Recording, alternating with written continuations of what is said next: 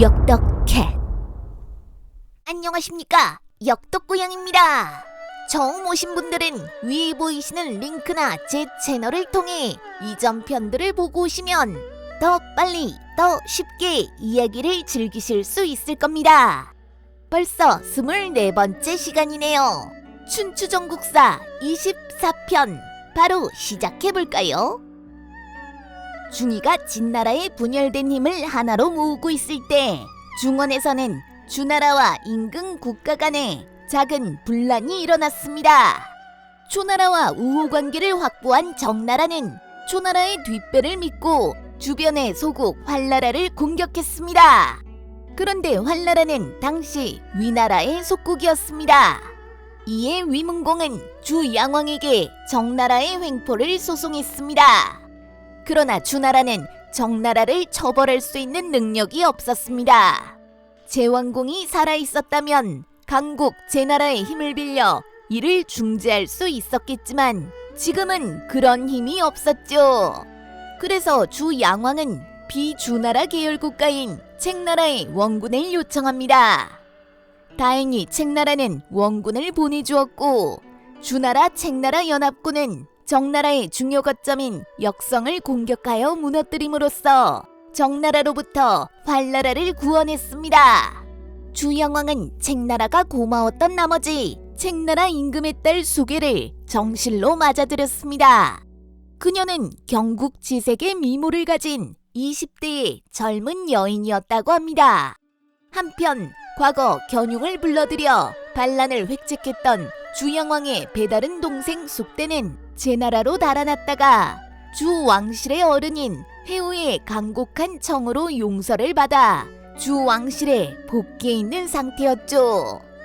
그런데 남자로서 숙대는 주양왕보다 훨씬 매력적인 사람이었나 봅니다. 숙에는 자신의 남편인 주양왕 몰래 시동생인 숙대와 간통하는 사이가 되었습니다. 이러한 사실은 머지않아 주양왕의 귀에 들어갔습니다. 화가 머리끝까지 난 주양왕은 숙대를 죽이려 했으나 그는 이미 책나라로 달아난 뒤였죠. 이에 주양왕은 정절을 잃은 수계를 냉궁에 가두는 한편 숙대의 일파를 모두 국외로 쫓아내버렸습니다.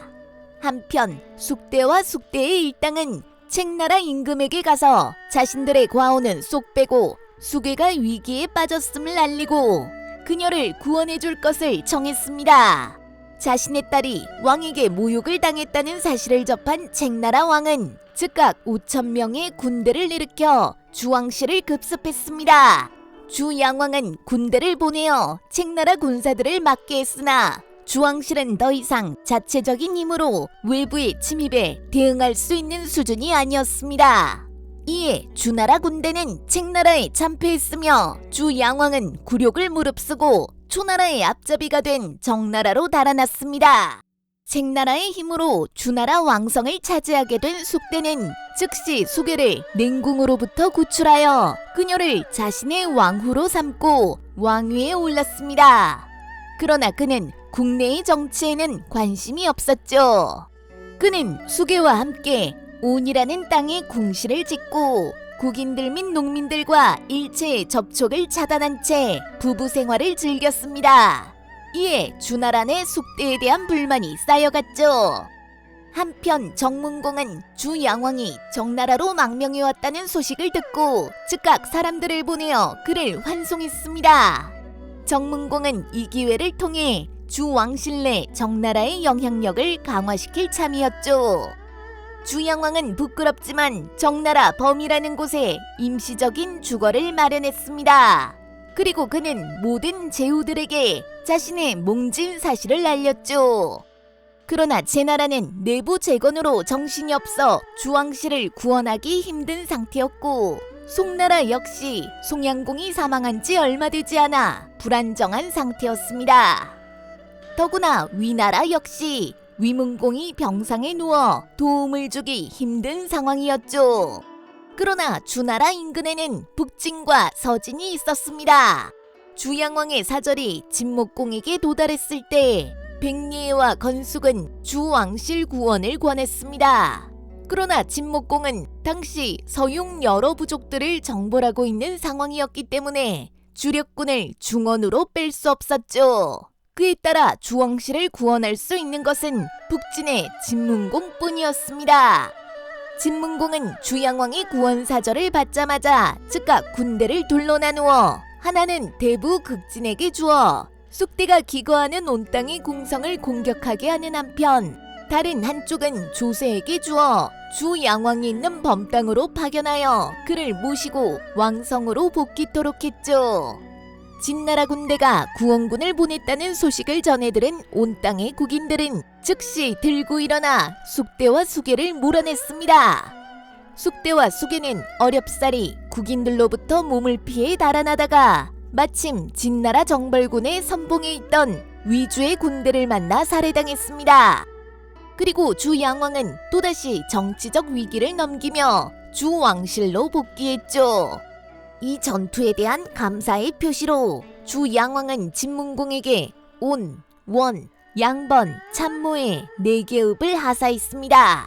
이곳들은 모두 한해에 속해 있던 지역들로 이곳들을 장악함으로써 진문공의 세력권은 명실공히 황하 이남에 뻗치게 되었습니다. 기원전 635년의 일이었습니다.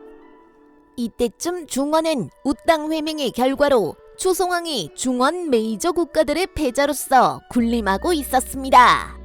정, 위, 노, 조, 허, 진, 채 등 한때 제왕공을 패주로 모셨던 모든 국가들이 초나라를 종주국으로 인정하고 있었죠. 오직 제나라와 송나라만이 초나라를 인정하지 않고 있는 상황이었습니다. 특히 제나라 효공은 자신의 아버지 시대의 영광을 재현하고 싶은 욕구가 충만해 있었습니다. 그 일환으로 그는 먼저 가까운 노나라부터 자신의 세력권으로 끌어들이려고 시도했죠. 마침내 기원전 634년 제효공은 자신의 제위시 공자 무효를 지원했다는 명분으로 노나라를 침략했습니다. 그러자 당시 노나라의 실권자였던 장손씨는 유하애라는 인물을 파견하여 제효공이 물러나도록 설득했습니다. 유하애는 제나라가 황공의 폐업을 계승하려 한다면 반드시 이웃국가인 노나라에 덕을 베푸는 것이 먼저라는 논리로 제효공을 설득했습니다.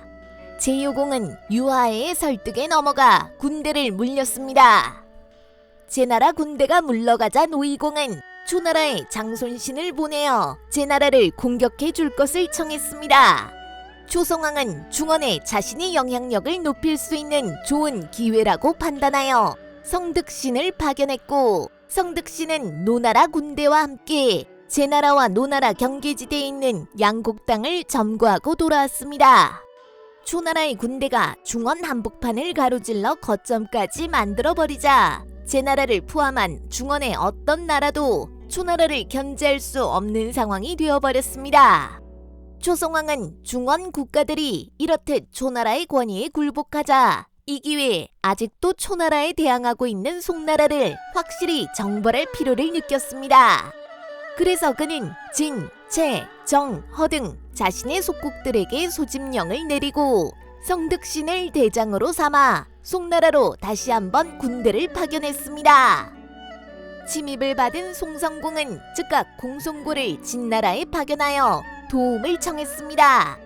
당시 진나라는 진문공의 포용 정책에 힘입어 지방의 세력을 가지고 있던 거의 모든 경대부 등 귀족들이 중앙군에 참여하게 된 상황이었습니다. 그래서 진나라는 어느 때보다 많은 군대를 보유하고 있었고, 이렇게 방대해진 군 조직을 효율적으로 운영코자 진문공은 자신의 아버지 진원공이 확립한 2군 체제를 확장시켜 3군 체제를 마련해 놓은 상태였습니다. 마침 초나라의 세력이 중원 깊숙한 곳까지 들어온 것을 경계하고 있던 진문공은 어렵게 확보한 통합 진나라의 군사력을 적극 활용하기로 마음먹었습니다.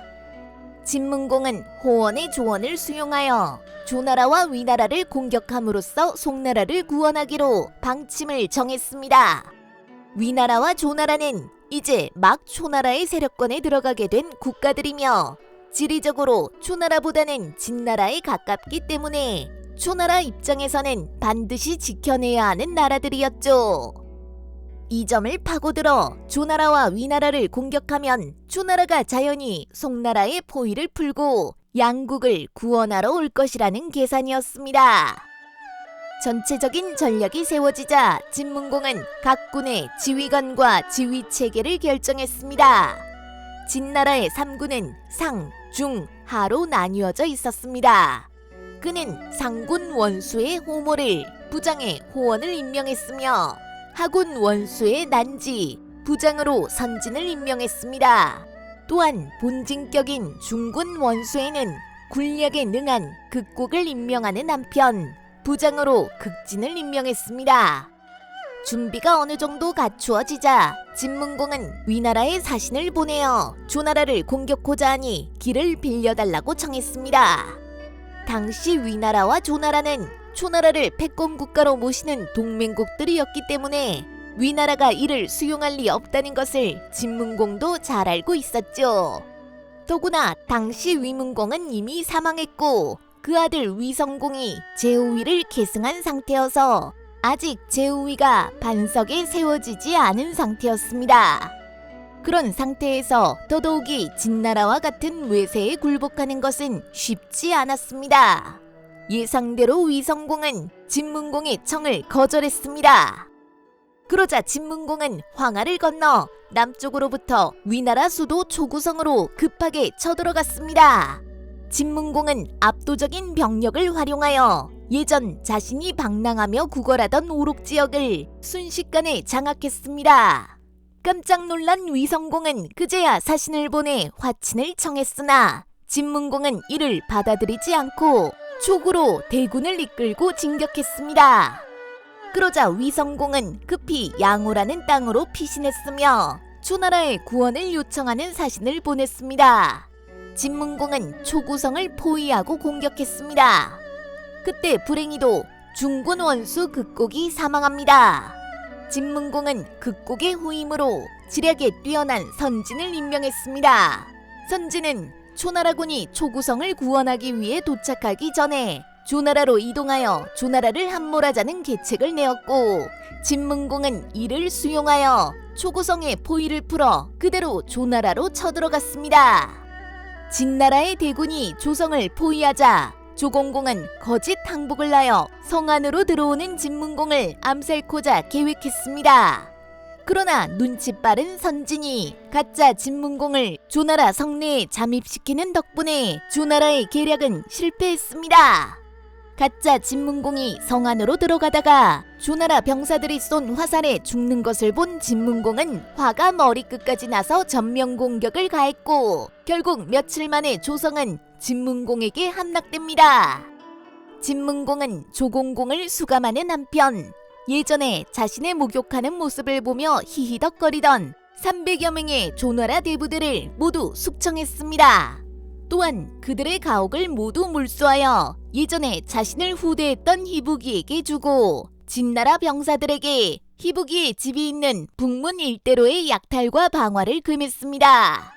그런데 희부기를 과하게 후대한다고 느낀 위주와 전일이 술에 취해 진문공의 군령을 어기고 희부기의 집에 불을 질러버렸고 결국 희부기는 화염 속에 사망하게 됩니다.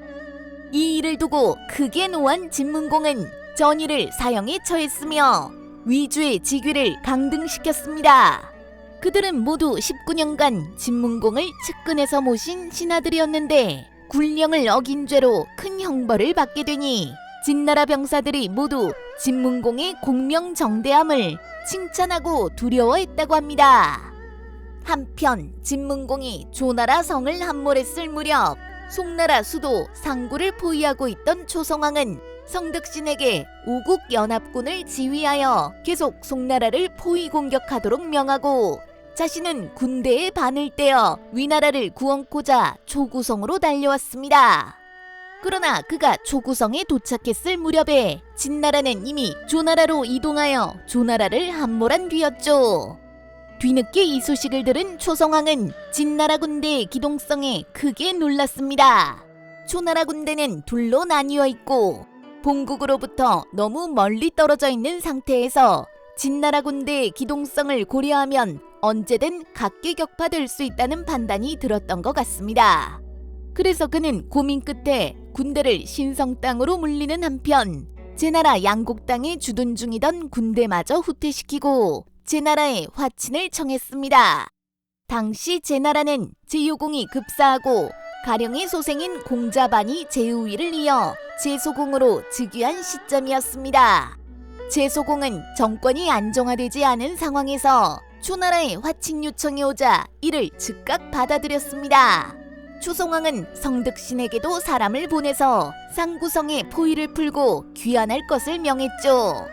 그러나 성득신은 곧 무너질 것 같은 송나라 포위를 중단하고 싶지 않았습니다. 그래서 그는 초성왕에게 송나라를 계속 포위하게 해달라고 청했습니다. 초성왕은 진나라의 군대와 섣불리 싸우지 말고 송나라가 화친을 청하면 즉시 수용한 후 돌아온다는 조건으로 성득신의 요청을 허락했습니다. 성득신은 더욱 맹렬하게 상구성을 공격했습니다. 진나라가 위나라 조나라를 공격했음에도 성득신이 포위망을 풀지 않자 송성공은 문윤반과 화수로라는 두 명의 사신을 진나라로 보내어 원군을 청했습니다. 송성공은 송나라의 절박함을 더 확실히 진문공에게 알리고자 송나라가 가지고 있는 모든 보물과 기물들의 목록을 문윤반에게 주고 진나라가 송나라를 구원하면 그 목록에 있는 모든 보물을 바치겠다고 전하라고 지시했습니다. 두 사람은 야음을 틈타 어렵사리 조나라 연합군의 포위를 뚫고 조나라에 주둔 중이던 진문공에게 원군을 청했습니다. 그러자 선진은 문윤반이 가지고 온 송나라 보물 목록을 둘로 나누어 각각 서진과 제나라에 보내도록 했습니다. 그리고 그 나라들로 하여금 성득신에게 사신을 보내어 군대를 물려달라고 요청하게끔 했습니다. 당연히 성득신은 이를 거절할 것이고 그러면 자연스럽게 제나라, 진나라와 초나라 간의 감정이 악화되어 그 두 나라가 모두 진나라를 지원하게 될 것이라는 계산이었습니다. 동시에 선진은 진문공을 설득하여 새로이 장악한 위나라, 조나라의 정복지를 송나라에게 주도록 권했습니다. 이렇게 한 것은 성득신이 제나라, 진나라의 요청을 받아 군대를 물리고 싶어도 물릴 수 없게 만들기 위한 계책이었죠. 선진의 계책은 무섭도록 정확히 맞아떨어졌습니다. 제소공과 진목공의 사신이 성득신에게 포위를 풀 것을 요청했으나 박대만 당하고 돌아왔죠. 그러자 제나라와 서진은 모두 진문공의 편에 가세하게 되었습니다. 사세가 나쁘게 돌아가자 성득신은 비상한 계책을 생각해냈습니다. 그는 완춘이라는 부하 장수를 진문공에게 파견하여 만일 진나라가 조, 위 두 나라로부터 군대를 물리면 자신도 송나라의 포위를 풀겠다는 제안을 했습니다. 이 제안을 진나라가 수용하면 조나라는 자신들의 덕으로 조위를 구원하는 것이니 여전히 중원의 패자로서의 지위를 유지할 수 있을 것이고 진나라가 거절하더라도 이는 조, 위, 송, 삼국 모두를 격분시킬 것이니 역시 초나라에 유리할 수 있는 제안이었죠. 그러나 진문공의 진영에는 선진이 있었습니다. 그는 성득신의 계책을 간파하고 사신으로 온 완춘을 그대로 감옥에 수감해버렸습니다. 성득신을 감정적으로 격동시키기 위한 계책이었습니다. 또한 그는 조공공과 위성공에게 사람을 보내 초나라와 절규하겠다는 서신을 성득신에게 보내면 두 나라를 독립시켜주겠다고 약속하게 했습니다. 이 역시 성득신을 진나라 진영 깊숙이 끌어들이기 위한 계책의 하나였습니다. 곧 성득신에게 진문공의 서신이 도착했습니다. 사신으로 왔던 완춘이 무례하여 그를 수감했다는 내용이었습니다. 그런데 연이어 조공공과 위성공으로부터도 사신이 와서 앞으로 초나라와 관계를 끊고 진나라를 섬기기로 했다는 내용을 통보했습니다. 다혈질이었던 성득신의 인내가 끊어지는 순간이었습니다. 그는 진문공의 본진을 공격하여 단판 승부를 보겠다는 마음을 굳혔습니다. 그는 초성왕에게 본진의 군대를 더 증원해 줄 것을 요청하고 자신의 계획을 보고했습니다. 초성왕은 자신의 뜻과 다르게 계속 진문공과 싸우려 드는 성득신에게 화가 났습니다. 초나라 왕에게는 동강과 서강이라는 두 개의 호위군이 있었는데 각각 15승의 수레와 1,000명의 군대로 이루어져 있었습니다. 그중 동광은 정의군이고 서광은 이군에 가까운 군대였습니다. 초성왕은 성득신에게 1,000명의 서광군만을 원군으로 보내주는 것으로 자신의 반대 의사를 표명했습니다. 왕으로부터 겨우 1,000명의 지원병만 도착했다는 소식을 접한 성득신은 초성왕의 의중을 확인했으나 계속해서 자신의 심기를 건드는 진문공의 군대를 그대로 두고 볼 수는 없었습니다. 마침내 그는 상구성의 포위를 풀고 700승이 넘는 초, 정, 진, 채, 허 5개 군대를 모두 이끌고 송나라와 조나라 경계에 주둔하고 있던 진문공의 본진으로 향했습니다. 이제 이 전투의 결말은 어떻게 될까요? 다음 편에 계속하겠습니다. 구독, 좋아요, 알림 설정도 잊지 말아주세요.